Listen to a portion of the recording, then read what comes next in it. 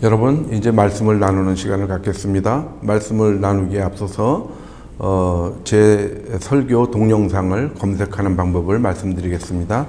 두 가지 방법이 있는데, 첫 번째는 유튜브, 두 번째는 이 인터넷 포털에서 검색하는 방법이죠. 저는 두 번째 것을 권해드리고 싶습니다. 이것이 더 일목요연하게 검색이 잘 되더라고요. 그래서 네이버 등 인터넷에 들어가셔서 영문 소문자로 cil.kr 이렇게 치시고 엔터 하시면은 제 설교 동영상을 쉽게 검색하실 수가 있습니다. 그리고 한 가지 권해드릴 것은 제가 지금 산상수훈에 대해서 쭉 강론을 하고 있는데, 산상수훈의 복음을 이해하는데, 혹은 산상수훈뿐만이 아니고 모든 다른 예수 그리스도의 말씀, 즉 하나님의 복음을 이해하는데 상당히 도움을 줄 수 있는 설교를 제가 한 것이 있습니다. 그것이 8월 15일자 특별 설교라는 것으로 제가 강론을 한 것이 있습니다. 그것을 한번 보시면은 다른 복음을 이해하는데 많은 도움을 줄 거라고 생각이 됩니다. 오늘 말씀을 이제 본격적으로 시작을 하겠습니다. 제가 계속해서 산상수훈을 지금 쭉 하고 있습니다. 그래서 심령이 가난한 자부터 쭉 와서 오늘은 마음이 청결한 자를 우리가 서로 한번 살펴보도록 하겠습니다. 마태복음 5장 8절에 보면은 마음이 청결한 자는 복이 있나니 어떻게 됩니까? 그들이 하나님을 볼 거라고 그랬죠. 복 있는 자들이여, 너희는 마음이 청결해야 되고 그러면 하나님을 보게 될 것이다. 이런 뜻이죠. 그래서 우리는 이 말씀을 우리가 상고할 때 두 가지 관점에서 우리가 이 말씀을 상고해야 될 것입니다. 하나는 마음이 청결하다는 것은 무엇이냐? 우리는 어떻게 마음이 청결하게 될 것이냐? 그리고 두 번째는 그러면 하나님을 본다는 것은 무엇이냐?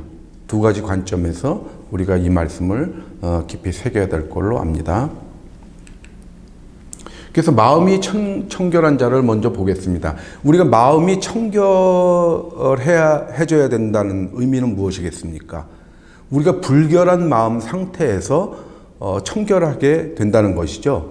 그러면 먼저 불결한 마음은 무엇인가 한번 우리가 살펴보도록 하겠습니다. 불결한 마음은 성경에 보면은 두 마음을 품은 것, 곧 의심하는 것, 이렇게 나옵니다. 야고보서 4장 8절을 보겠습니다. 두 마음을 품은 자들아 마음을 성결케 하라. 마음을 성결케 하라고 그랬죠.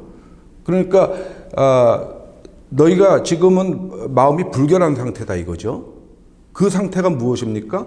누구한테 그렇게 성결케 하라고 그랬습니까? 두 마음을 품은 자들아 했죠. 그러니까 두 마음을 품은 자들이, 두 마음을 품은 것이 불결한 마음이 되겠죠. 그러면 두 마음을 품은 것은 무엇을 의미하는가? 조금 더 의심하지 말라. 의심하는 자는 마치 바람에 밀려 요동하는 바닷물결 같으니 두 마음을 품어 모든 일에 정함이 없는 자로다. 의심하는 자가 두 마음을 품은 자입니다. 그러니까 두 마음을 품은 것은 곧 의심하는 것이죠. 이 상태가 마음이 불결한 것입니다. 그러면 과연 두 마음을 품은 것, 의심하는 것이 왜 마음이 불결한 상태인지를 우리가 천천히 살펴보도록 하겠습니다. 그럼 우리가 의심하는 것이 도대체 무엇이냐? 헬라어 디아크라노. 제가 이 복음을 이해하는데 꼭 필요한 경우에는 헬라어 원어 설명을 하죠. 그리고 가끔 이제 영어식 표현도 여러분들한테 말씀드립니다. 그것은 다른 뜻이 아니고 이 복음을 조금 더 잘 이해할 수 있게 제가 도와드리기 위해서 하는 것이죠. 헬라어 디아크리노의 원뜻은 뭐냐면 주저하다, 흔들리다. 여기에서 파생된 것이 의심하다입니다. 뭐냐면 어떤 두 가지 상태에서 한 가지 정하지를 못하고 왔다 갔다 하는 것입니다. 주저하고 그 사이에서 흔들리는 것입니다. 그래서 그 디아크라노, 의심의 예를 한번 보겠습니다. 마태복음 14장에 보면은 예수님께서 그 오병이어 이후에 제자들을 갖다가 갈릴리 호수 건너편으로 먼저 보내시고 그 다음에 그 뒤따라 이제 가시죠. 가는데 제자들은 배를 타고 가고 예수님은 걸어서 호수를 걸어서 이렇게 가시죠. 그러니까 그 호수를 걸어오시는 예수님을 보고 제자들이 깜짝 놀랐죠. 그때 이제 베드로가 예수님한테 주님 저를 주님한테로 오게 하시옵소서 그렇게 하니까 예수님께서 오라 이렇게 했죠. 그러니까 베드로가 배에서 내려서 물 위로 걸어서 예수께로 갑니다. 예수를 바라보고 갈 때는 그 물 위를 베드로가 걸어서 예수님한테로 갑니다. 그러다가 바람을 보고, 바람을 봤다는 건 아까 야고보서에서 나오는 것처럼 바람에 밀려 요동하는 바닷 물결을 본 거겠죠. 그 호수의 물결을 보고 무서워서 빠져가는지라. 그래놓고 예수님한테 나를 구원하소서 하니까 예수님께서 뭐라고 말씀하십니까? 믿음이 적은 자여 왜 의심하였느냐? 왜 디아크라노 했느냐? 왜 주저하고 흔들렸느냐? 왜 나만 바라보고 오면 되는 것을 왜 바람에 밀려서 요동하는 그 바닷물결을 보느냐? 예수만 바라보고 가야 되는 네가 왜 세상을 바라보느냐? 왜 예수와 세상 사이에서 네가 주저하고 흔들리느냐? 이것이 의심하였느냐? 왜 의심하느냐라는 것입니다. 그러면 이 의심은 믿음과도 대치되는 개념이겠죠. 믿음이 적어지면 우리가 믿음이 약해지면은 우리가 의심하고 하나님과 세상의 것에서 우리가 한 곳에 정하지 못하고 흔들리게 되는 것입니다. 이것이 예였죠. 그러면은 우리가 불결한 마음을 가지고 있는데 청결한 마음이 돼야 될 것입니다. 그럴 때 이제 우리가 일반적으로 청결의 과정을 한번 보겠습니다. 일반적 개념으로. 보통 불결한 상태는 무엇입니까? 막 필요한 것과 불필요한 것들이 혼재되어 있는 상태죠. 막 섞여 있는 상태입니다. 거기에서 우리가 깨끗하게 되려면은 불필요한 것과 이 필요한 것을 분리해내야 되겠죠. 그래가지고 불필요한 것들, 지저분한 것들을 제거해야 되는 것이죠. 그것이 청소죠. 그래서 우리가 정리정돈을 잘하고 해야 된다 그런 말들을 하죠. 그러면은 제거해가지고 필요한 것들을 제자리에 잘 두는 것. 그것이 정돈입니다. 정리와 정돈의 개념은 그거죠. 정리는 이렇게 불필요한 것, 필요한 걸 분리하는 거고, 청소는 거기서 불필요한 걸 제거한 다음에 필요한 것들만 잘 있어야 될 곳에 놓는 것이 정돈이죠. 그 상태가 청결입니다. 그것은 일반적인 개념이 되겠습니다. 그것을 우리의 청결한 마음에 적용을 하면은 이게 좀 복잡해 보이죠? 이게 찬찬히 보시면은 이해가 되실 것입니다. 제 설명과 함께요. 이렇게 불결한 상태는 A와 B라는 마음, 그 사이에서 디아크로노, 의심하고 왔다 갔다 하는 것이죠. 이것이 A와 B가 혼재되어 있는 것입니다. A를 가령 필요한 것이고 B를 불필요한 것으로 우리가 상정을 해보죠. 그럼 그것이 섞여 있고 그 사이에서 왔다 갔다 하고 정함이 없는 상태가 불결한 심령이 되는 것입니다. 그래서 이것을 이제 분리를 해놔야 되겠죠. 필요한 마음, 우리에게 필요한 마음과 불필요한 마음, 이것을 분리해야 됩니다. 그러면 분리를 할 때 그 전에 무엇이 필요합니까? 불필요한 것과 필요한 것을 우리가 알아야 됩니다. 그러니까 우리 마음속에 하나님의 법, 죄의 법, 이런 것들이 섞여져 있습니다. 우리가 하나님을 모시는 것, 섬기는 것과 재물을 섬기는 것, 이런 것들이 있습니다. 그것에 대한 자각이 있어야 됩니다. 자각이 있어야 분리를 할 수 있을 거 아닙니까? 그래서 죄의 자각의 과정이 필요한 것입니다. 그래서 그것이 정리의 과정입니다. 그래서 로마서 7장 23절을 보면은 내 지체 속에서 한 다른 법이 내 마음의 법과 싸워 내 지체 속에 있는 죄의 법 아래로 나를 사로잡아 오는 것을 보는도다. 그것을 보는 거죠. 죄의 법이 나를 사로잡아 오는 것. 그것을 보는 겁니다. 내 마음의 법과 싸우는 것. 그 상태를 보고 있는 것이죠. 내 마음의 법은 하나님의 법이죠. 그렇게 우리가 자각을 했을 때, 죄의 법을 분리해내겠구나. 이런 생각이 드는 것이죠. 그래서, 조금 지금은 좀 도식적으로 말씀을 드리는데, 여러분들이 그것을 잘 이해하시면서 복음으로 연결을 시키시기 바랍니다. 그러면은 이제 아까 불필요한 거를 제거해야 되는 과정이 필요하죠. 청소해야지 청결로 가는 것이죠. 그래서 청소를 하게 됩니다. 불필요한 것을 제거하게 됩니다. 어떻게 됩니까? 에베소서 4장 23절에 그 전에 이 의심하고 있는 상태인 것은 에베소서에서는 옛사람이라고 얘기를 하고 있죠. 너희는 유혹의 욕심을 따라 썩어져가는 구습을 따르는 옛사람을 벗어버리고, 이 상태는 뭐냐면 욕심과 구습 이런 것들이 막 엉켜져 있는 상태입니다. 그것을 벗어버리고 오직 너희의 심령이 새롭게 되어, 이렇게 얘기하고 있죠. 심령이 새롭게 된다는 것입니다. 그것이 청소, 청결로 가는 과정입니다. 새롭게 된다는 것은 이것을 다 제거해야 된다는 것이죠. 그래서 이렇게 막 온갖 마음들, 막 복잡한 것들이 섞여 있는 그런 심령을 깨끗하게, 불필요한 걸 제거해서 가난한 심령, 몸무게를 줄여야 되죠. 필요 없는 걸 다 제거해서 가난한 심령이 돼야 되고 청결한 마음이 돼야 됩니다. 그래서 이 세 사람은 뭡니까? 그런 깨끗한 상태가 돼서 심령이 새롭게 돼가지고 오직 하나님을 따라 의와 진리의 거룩함으로 지으심을 받은 새 사람을 입으라. 에베소서 4장 24절. 그래서 이 사람은 우리가 세상에 속한 자로 있는 것이고, 이 사람은 거듭난 사람이 되는 것이죠. 거듭나서 새 사람으로 되는 것입니다. 그리고 이 안에 예수 그리스도의 마음을 우리가 품어야 되겠죠.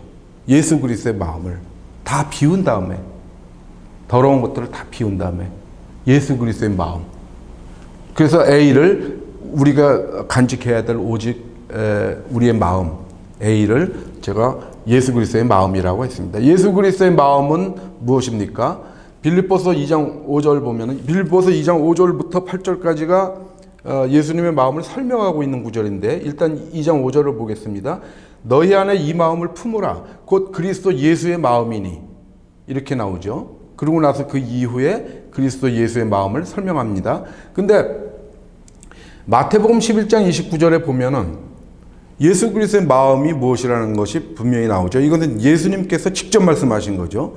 나는 마음이 온유하고 겸손하니. 곧 그리스도 예수의 마음은 온유와 겸손인 것이죠. 그래서 그것을 설명하는 게 빌립보서 2장 5절부터 8절까지. 그는 본래 하나님의 본체시지만 하나님하고 동등됨을 취하지 아니하시고 자기를 비우고 낮춰서 죽기까지 하나님한테 복종했다. 그것이 그리스도 예수의 마음입니다. 그것을 품으라, 배우라, 이렇게 얘기하고 있죠. 그 마음을 우리가 품고 그 마음을 배워야 되는 것이죠. 온유와 겸손은 우리가 타고나는 성품인 것이 아니라고 했습니다. 우리가 그것을 품으려고 노력해야 되고 배우려고 노력해야 되는 그런 대상인 것이죠. 그래서 보면 A, B의 예시라는 것, 즉 A, B, 필요한 것과 불필요한 것, 어디에? 영생에. 우리가 구원의 길로 가는 데 있어서 필요한 것, 불필요한 것을 한번 나눠본 것이죠. 그럼 잠언에 보면은 A가 긍휼, B가 잔인, 이쪽이 필요한 것, 이쪽이 불필요한 것이죠.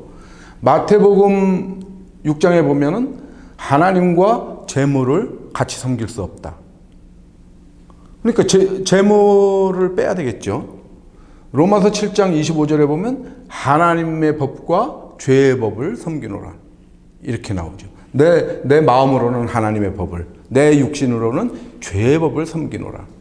이렇게 되죠. 사실상 죄의 법이 자기를 사로잡는 것을 본다고 23절에서 얘기했지만, 죄의 법이 스스로 와서 우리를 사로잡는 게 아니고 우리가 사로잡히는 것이죠. 우리가 수시로 실족하고 그래서 우리가 죄의 법에 사로잡히는 것이죠. 여하튼 하나님의 법, 죄의 법 이렇게 나눌 수가 있었습니다. 로마서 10장에 보면 하나님의 의와 자기의 의에서 상세히 말씀드렸죠. 이렇게 두 가지가 서로 대립되는 것이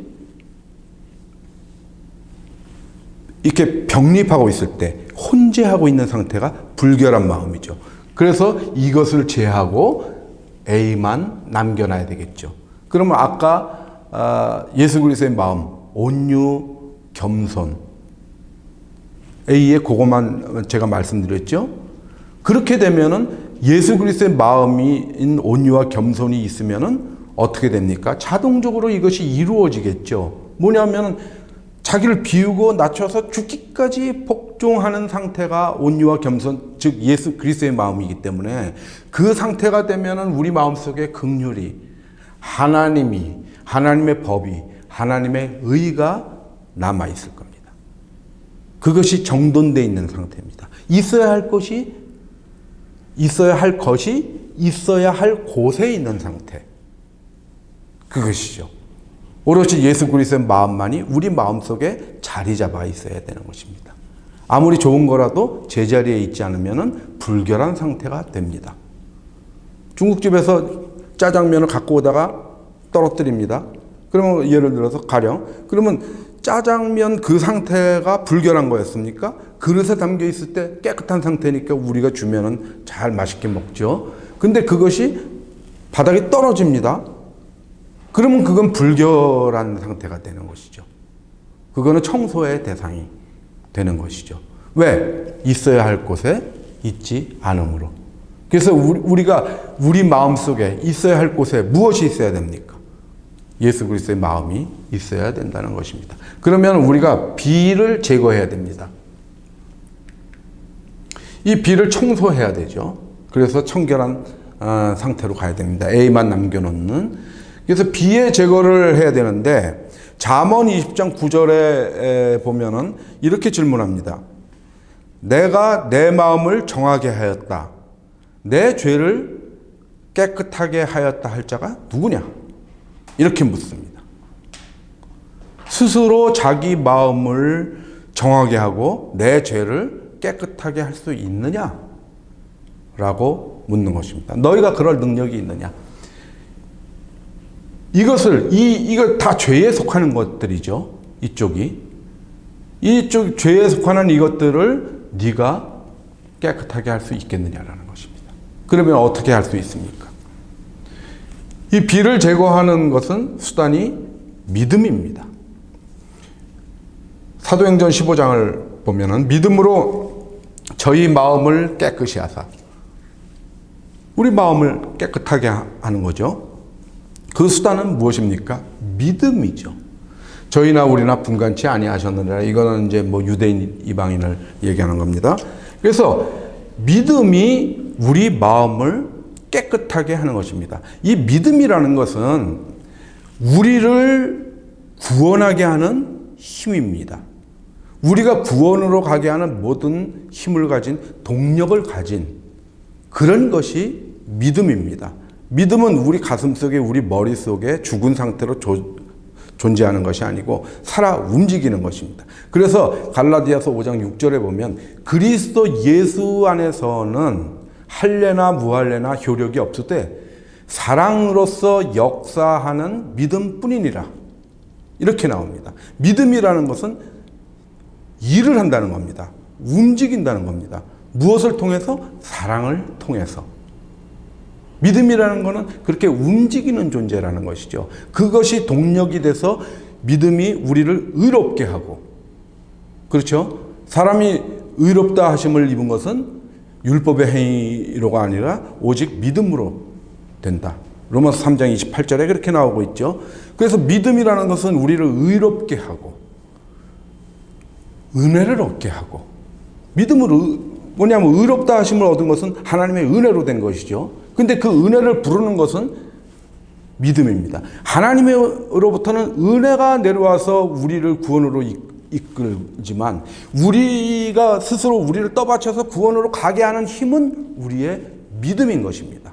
그래서 모든 것에 우리의 믿음이 필요한 것입니다. 그게 우리의 배터리입니다. 우리 속에 있는 영생으로 가는 길에 우리가 갈 수 있는 힘을 얻게 하는 것이 믿음입니다. 그래서 우리가 가져야 될 조건은 믿음이고, 그다음 무엇으로 우리의 그 마음을 청결한 마음으로 하느냐, 불결한 마음을 청결한 마음으로 하느냐. 예수 그리스도의 피입니다. 예수 그리스도의 피로 우리의 마음을 씻어 주십니다.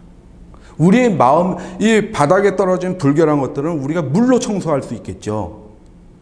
군대에서 물로 많이 청소하죠. 바닥 청소를 물 뿌려놓고 하죠. 물로 청소를 할 수 있지만 우리 마음에 더러운 것들을 물로 청소할 수 있습니까? 우리가 아무리 샤워를 많이 한다고 깨끗하게 한다고 해도 우리 마음의 더러움이 씻어집니까? 그 마음의 더러움을 씻을 수 있는 것은 오직 예수 그리스도의 피입니다. 그래서 히브리서 9장 14절에 보면 흠없는 자기를 하나님께 드린 그리스도의 피가 어찌 너희 양심으로 죽은 행실에서 깨끗하게 하고 살아계신 하나님을 섬기게 못하겠느냐. 예수 그리스도의 피가 우리 양심을 죽은 행실에서부터 깨끗하게 한다고 그랬습니다. 예수 그리스도의 피가. 그렇게 한 이후에 그러므로 그는 새 언약의 중보자시니, 이렇게 연결이 되죠. 히브리서 9장 15절에 새 언약의 중보자라는 말이 나오죠. 이렇게 자기의 피로 우리를 깨끗하게 하신 다음에 하나님과 우리 사이에 새 언약을 맺도록 중보를 하시는 것이죠.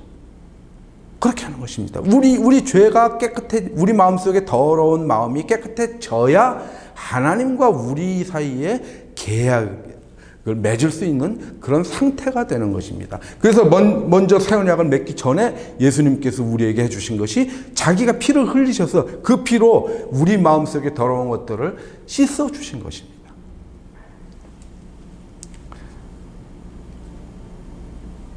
예수 그리스도께 우리는 감사해야 됩니다. 그 은혜에 감사할 수밖에 없습니다.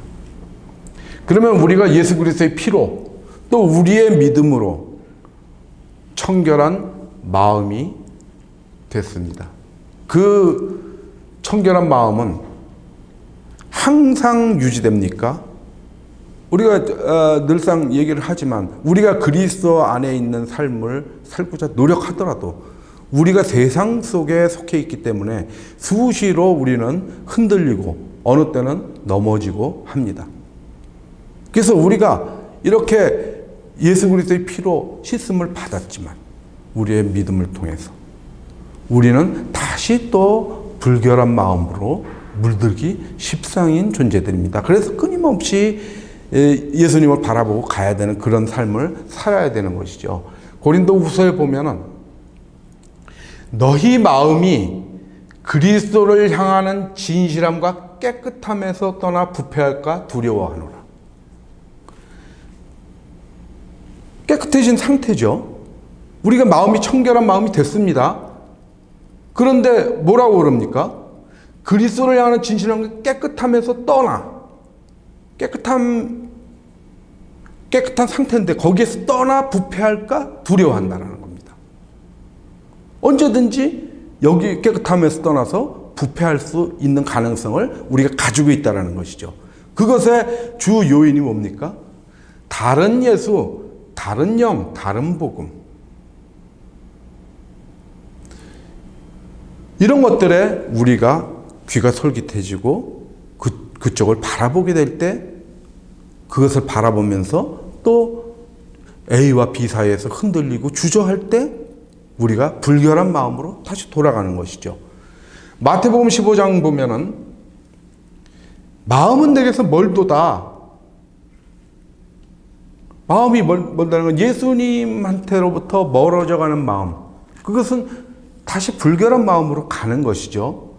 사람의 계명으로 교훈을 삼아 가르치니 나를 헛되이 경배하는도다. 예수 그리스도로부터 마음이 멀어지는 것이 무엇입니까? 사람의 계명으로 교훈을 하니까 그렇습니다. 오직 성경으로 가르쳐야 됩니다. 오직 성경 속에서 성경을 바탕으로 우리가 진리를 붙들고 가야 청결한 마음이 유지됩니다. 솔라 스크립투라. 이게 이제 종교개혁자들이 얘기한 이 솔라는 영어로는 only입니다. 오직, 우리말로는 오직 오직 뭐죠? 거기서 오직 스크립투라. 성경이라는 것이죠.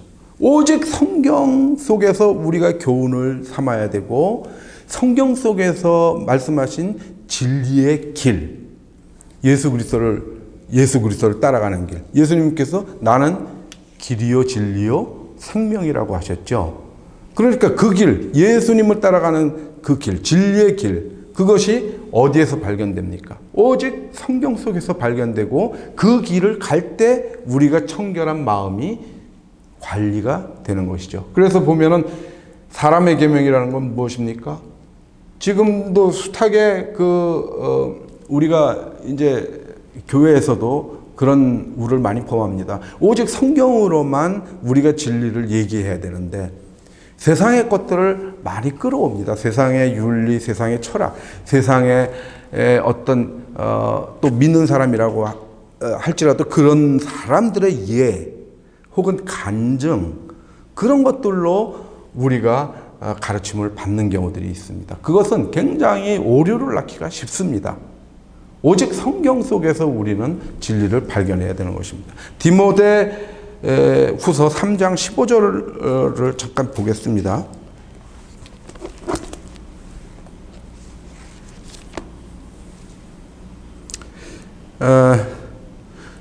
이 사람의 계명으로 교훈을 삼아 가르치지 말라고 그랬죠. 디모데 후서 3장 15절부터 17절까지가 성경에 관한 말씀입니다. 제가 그냥 빨리 낭독을 하겠습니다. 또 어려서부터 성경을 알았나니, 이거 디모데한테 사도 바울이 얘기하는 것이죠. 네가 어려서부터 성경을 알았다는 거죠. 성경은 능히 너로 하여금 그리스도 예수 안에 있는 믿음으로 말미암아 구원에 이르는 지혜가 있게 하느니라. 구원에 이르는 지혜가 성경 속에 있다라는 것이죠. 16절에 모든 성경은 하나님의 감동으로 된 것으로 교훈과 책망과 바르게 함과 의로 교육하기에 유익하니, 성경으로 교훈을 삼아 교육하라는 것이죠. 사람의 계명으로 교훈을 삼아 가르치지 말라는 것입니다. 16절에 성경은 교훈과 교육하기에 유익하다라는 것이죠. 여기에 딱 대척점인 것이죠. 성경으로 가르치라는 것이죠. 사람의 계명으로 교훈을 삼아 가르치지 말라는 것입니다. 오직 성경으로. 17절에 이는 하나님의 사람으로 온전하게 하며 모든 선한 일을 행할 능력을 갖추게 하려 합니다. 하나님의 사람으로 온전하게 한다는 겁니다. 성경, 그것이 청결한 마음의 상태로 온전하게 유지가 될 수 있다는 것입니다. 성경으로 우리가 교훈받고 책망받고 교육받으면. 그래서 여기서 얘기하는 것은 우리가 혹시 다른 가르침 때문에 우리가 다른 길로 들어설까? 근데 그 중에서도 특히 이 깨끗함에서 이탈할까봐 걱정하고 있는 것이죠. 그래서 이것을 하지 않고 성경으로, 이것에 대비되는 성경으로 우리가 살아가면은 깨끗함에서 떠나서 부패하지 않는 청결한 마음의 상태가 관리가 되는 것이죠.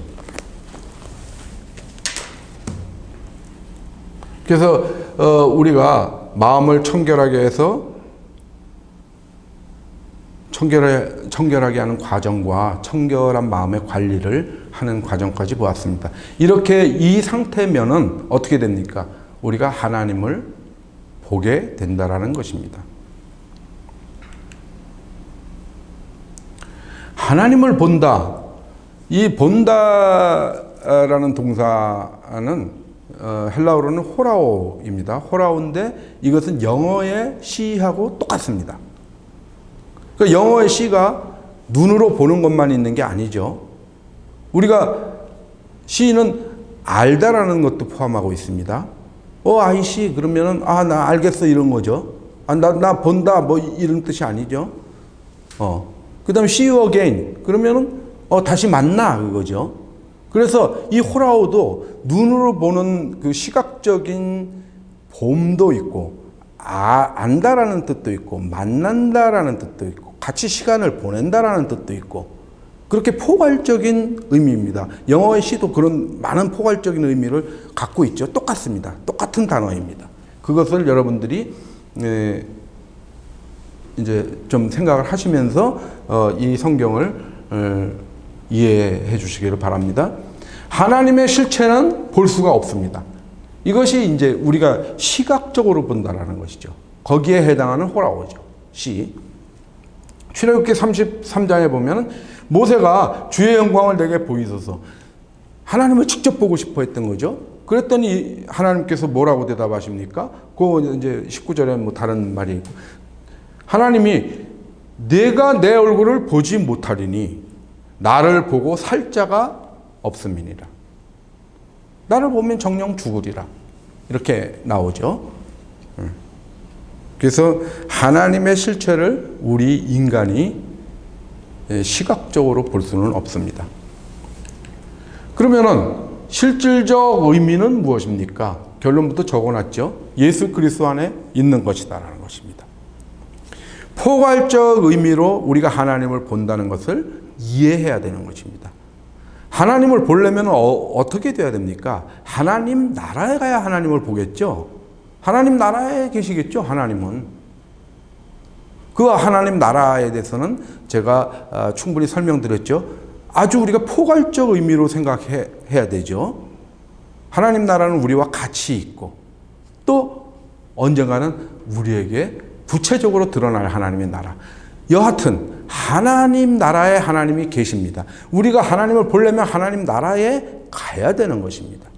그러면은 하나님 나라에 가려면은 어떻게 하면 갈 수 있습니까? 우리가 예수 그리스도 안에 있어야 되는 것이죠. 그렇게 우리가 이해를 해야 되는 것입니다. 아까 모세가 하나님께 좀 보여주십시오 했던 것과 근데 안 돼. 하나님께서 하신 것. 요한복음 1장 18절에 본래 하나님을 본 사람이 없다.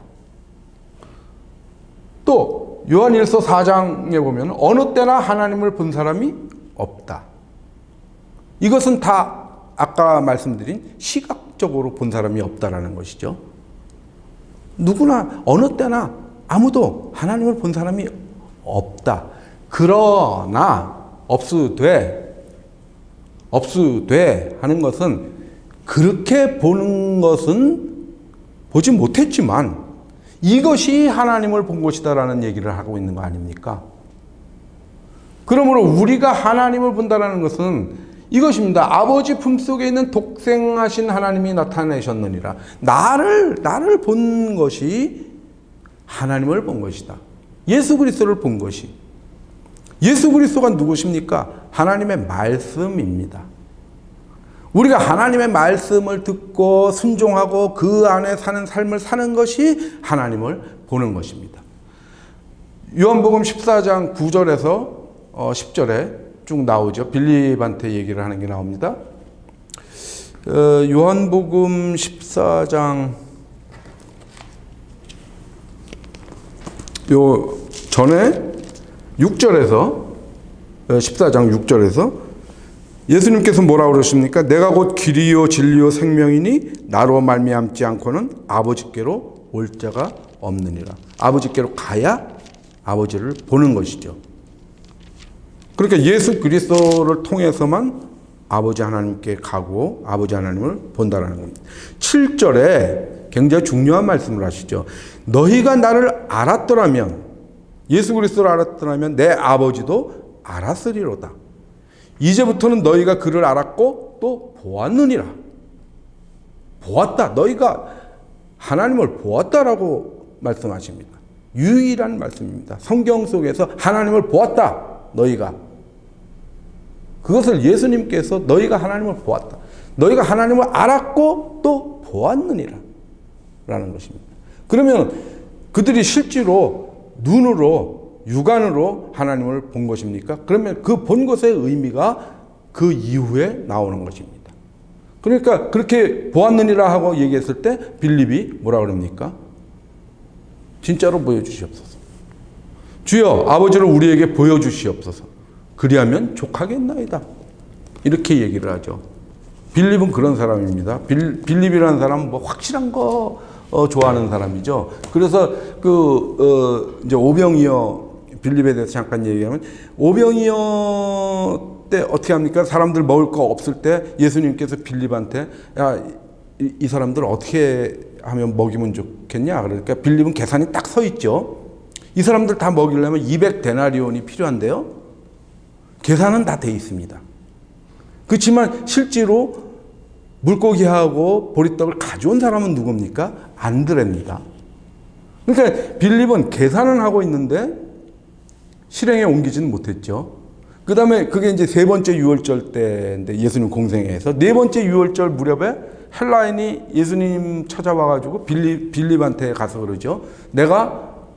선생이요, 내가 주 예수를 뵙기를 원하나이다. 이렇게 얘기를 했죠. 그러면 빌립이 자기가 판단을 해가지고 예수님한테 데리고 가면 될 텐데 빌립은 안드레한테 가죠. 안드레한테 가서 안드레한테 이거 어떻게 하면 돼? 결정은 잘 못 내리는 사람이죠. 그러니까 안드레가 예수님한테로 데리고 가죠. 안드레는 그렇게 이제 실행력이 있는 사람이죠.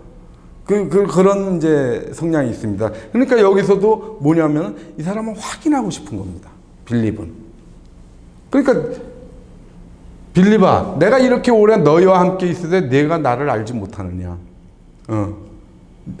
너네가 하나님을 알았고 또 보았느니라까지 말씀을 해주셨는데도 실제로 보고 싶어 하니까 하나님을 보는 것은 그렇게 보는 게 아니다. 그렇게 보는 게 아니다. 네 눈으로 보는 게 아니다라고 말씀을 하시는 거죠. 나를 본 자는 아버지를 보았다. 라는 겁니다. 왜? 아버지 품속에 있는 독생하신 하나님이심으로. 예수님이. 왜? 또 왜? 내가 아버지 안에 거하고 아버지는 내 안에 계시기 때문에. 그렇기 때문에 나를 본 자가 아버지 안에.